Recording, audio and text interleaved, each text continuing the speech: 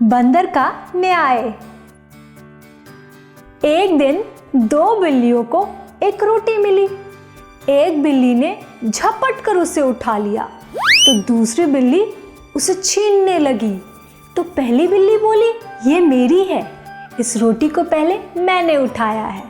तो दूसरी बिल्ली बोली, लेकिन इसे पहले मैंने देखा है, इसलिए ये रोटी मेरी है। इस तरह जब वो लड़ रही थी तभी वहां पर बंदर आया। बिल्लियों ने बंदर से न्याय करने को कहा।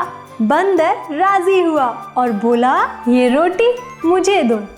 उसने उस रोटी के दो टुकड़े किए और सिर हिलाकर बोला, ये टुकड़े समान नहीं हैं, ये टुकड़ा बड़ा है, इसलिए इस टुकड़े का कुछ हिस्सा खुद खा लिया। लेकिन फिर भी दोनों टुकड़े समान नहीं हुए, इसलिए उसने दूसरे टुकड़े का भी कुछ हिस्सा खाया और ऐसा करते करते केवल दो छोटे ही टुकड़े बचे।